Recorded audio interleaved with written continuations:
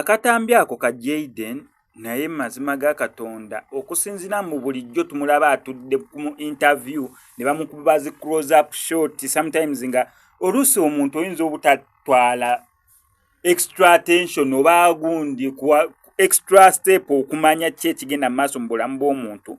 However ng'omuntu amazima mulwadde neewunyiza nnyo abantu abavuddeyo kugamba mulwadde yeekoza lwaki avuddeyo kati ayagala ssente biki naye sooka otunuulire emikono. Musajja wattu yatwalanga akadde ogenda okulambulako ko n'abantu abali mu mbeera nga gy'alinamu wafunamu olungubaaguba n'alambulako ku balwadde naye sooka olabe agenza okulambula omulwadde naye Mukama Katonda wange agenza okulambula omulwadde oyinza okugamba bw'omusanga ng'alambula omulwadde omugambo waaye omulwadde ate lwaki ovudde ku kitanda kubanga naye alagira ddala mbu mulwadde. Kyokka omuntu n'avaayo n'agamba ndi mulwadde oli n'avaayo n'asooka akuba oluba n'ayasamya ekimwa n'ayogera kino nakiri n'ayogera kino eno nakiri.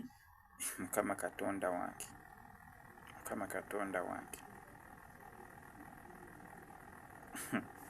weewuunya abantu naye katusabire Jayden embeera mwali asobole okubeera nga agisuuka.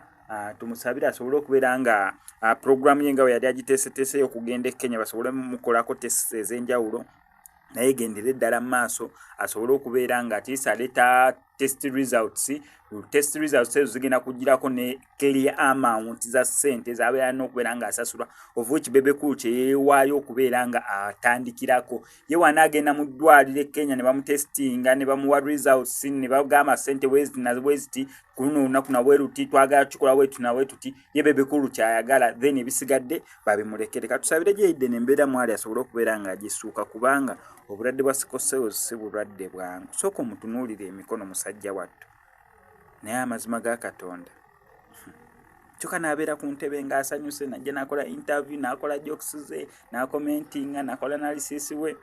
Kama Katonda atusaasire.